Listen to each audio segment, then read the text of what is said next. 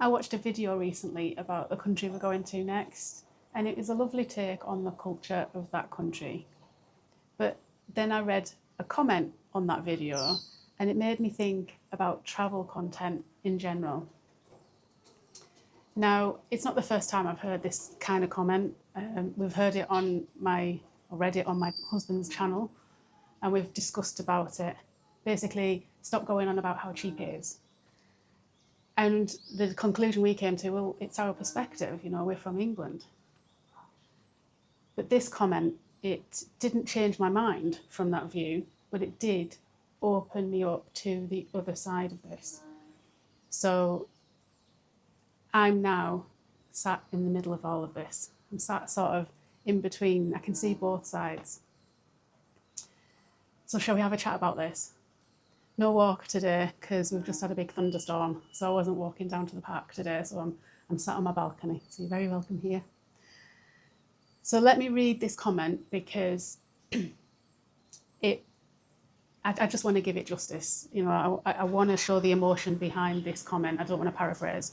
So sometimes I get tired of expats posting videos that say nothing about our culture, history, or people, but endlessly talk about how cheap it is.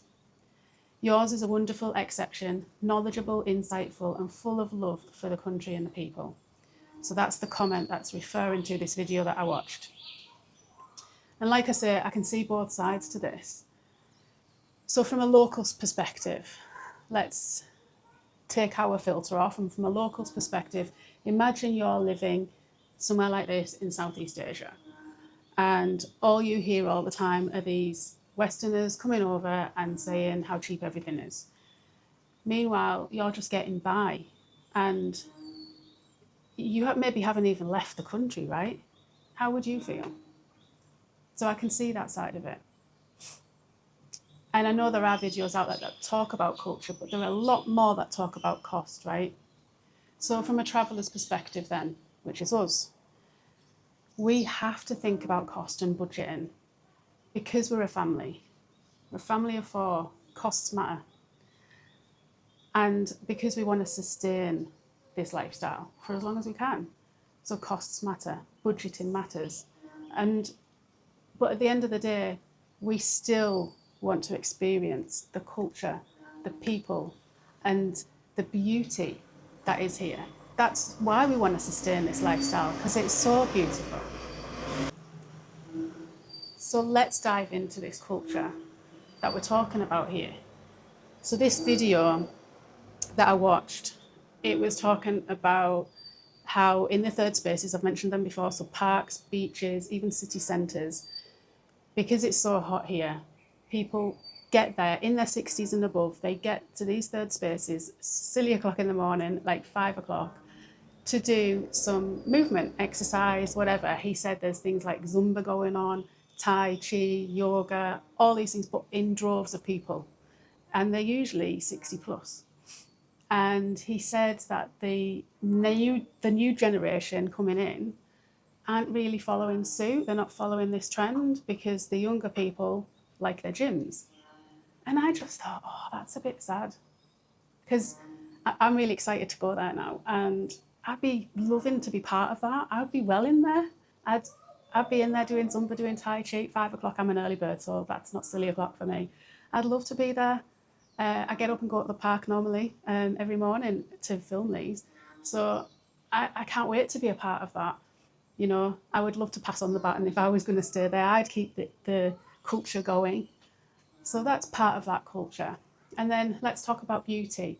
And there's obviously the beauty of the people. The people in these places, they might not have a lot of money, but they've got a lot in, they've got a lot in their heart. You can see it. They smile. They're happy to see you.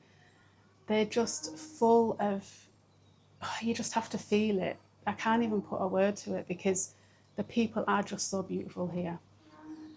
But also the wildlife. As I mentioned, I walk down every morning to go to the park there, and the wildlife is amazing. It blows my mind. It really is amazing, the true sense of the word amazing, because I think amazing is used too much, but this really is amazing. Let's give you an example. The other day, I was coming out from the pool, and I heard some rustling. So I was like, oh, and I've got big drains here because we just had a big storm this morning, actually, so they need these big drains. And there was a rustling in the drain, and I looked, and it was a monitor lizard scurrying really fast, so big lizard scurrying through the leaves in there. And I was like, wow. And then I saw something out the corner of my eye, and I was like, oh, is that a small bird? And I looked closer, I was like, no, it's a giant butterfly. It was like that big.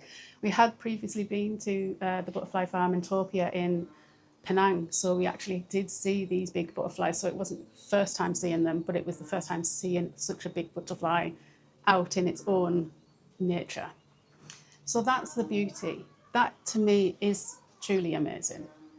So yes, we do have to look at costs, but we can also take on culture. And so for me, I think it's not about dropping the costs out of our travel content when we talk about it. We need to. But it's not just the only thing to talk about. Beauty, culture, people, moments, experiences, reflections. So I invite you to reflect on this. One, if you live in an area like Southeast Asia, how do you feel about this travel content? And two, if you are a travel content creator, what kind of stuff do you post and why? I'd love to reflect on this with you in the comments. Oh, and before I go, I've forgotten, I must tell you that I've just started a Substack. So if you want to join my newsletter and sign up to that, that'll be in the description box. So I'd love to see you there too. Thanks for watching. Much love. Bye for now.